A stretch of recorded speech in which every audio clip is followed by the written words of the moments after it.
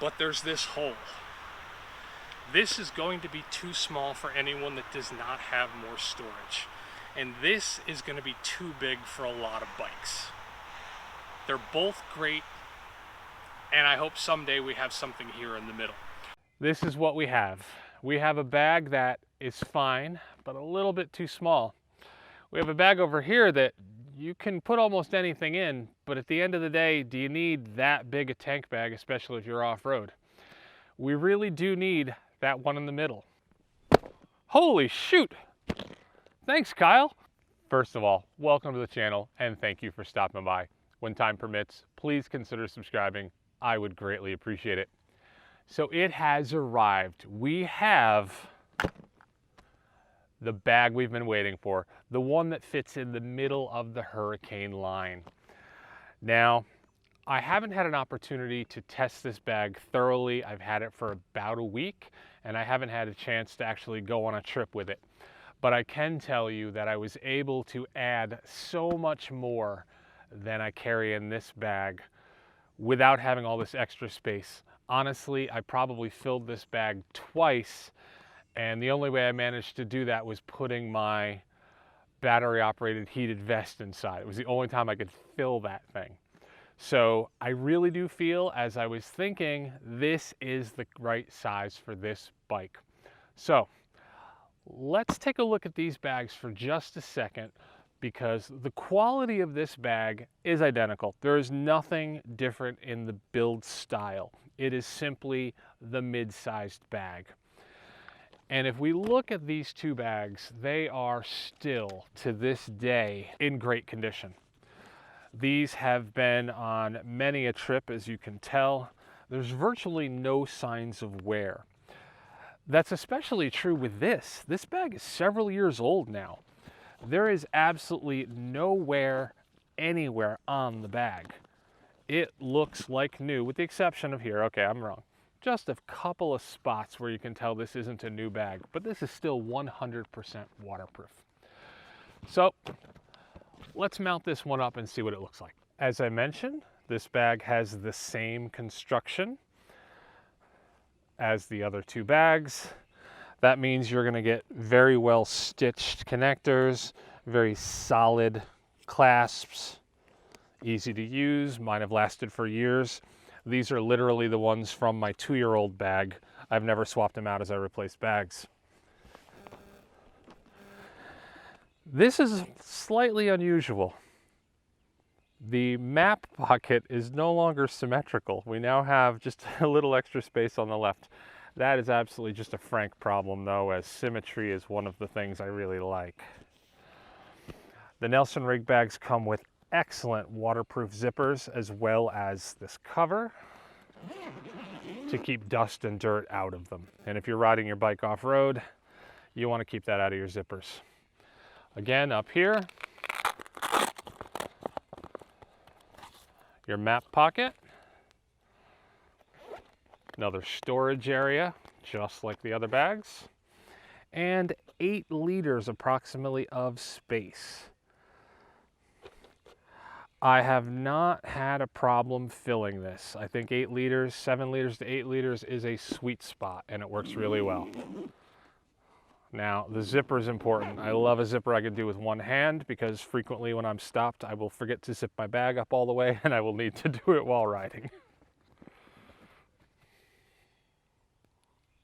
I hope you can see how well this bag fits on the KTM 390 Adventure, and I believe it would fit just as well on any mid-size adventure bike with a sloping tank. If you watch my other video on the Hurricane bags, you'll see that the larger bag had some problems with fitment when you were sitting on the bike, leaning and standing. Let's see how this bag does.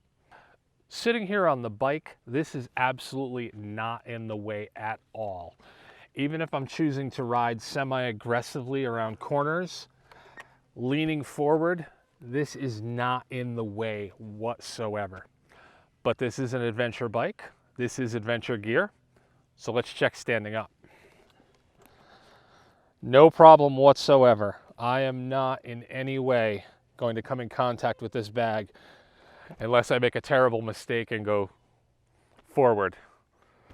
So I would say again, for your mid-size adventure bike, we have the 8-liter bag we've been waiting for. This is going to be the bag I use day to day. Well, there you have it. This is the bag I waited for, and I think a lot of people have. Other companies have been producing bags in this size range, and it's fantastic that Nelson Rigg is as well. There are still very many uses, and I am not getting rid of my other Nelson Rigg bags.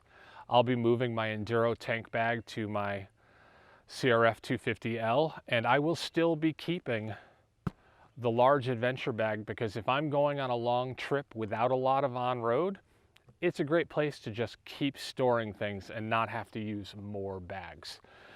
But again, this will be my day-to-day bag. I think we've hit the sweet spot, and I can't wait to let you know how it works out over the next year or two. Because if my other bags are any indication, I will still be using this bag in 2 years, and it will still be in almost as fine condition as it is today.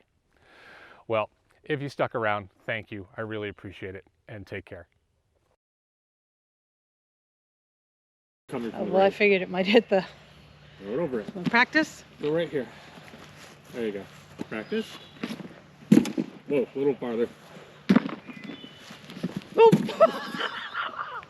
Thanks, Kyle. Somewhere in between those two.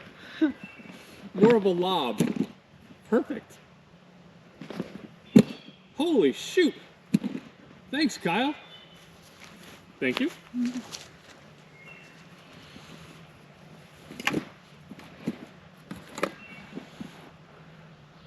I'd like to do this from in front and then go to the back, but I forgot to check the framing for this. So, let's mount this one up and see what it looks like.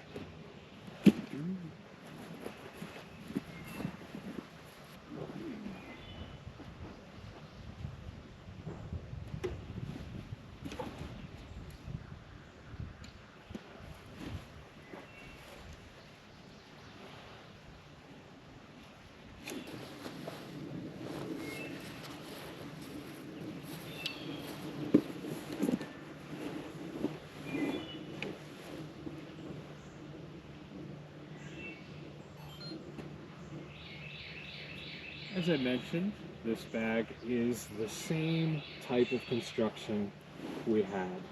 Oh, my leg's in there, I don't want that. Cancel. As I mentioned, this bag has the same construction as the other two bags.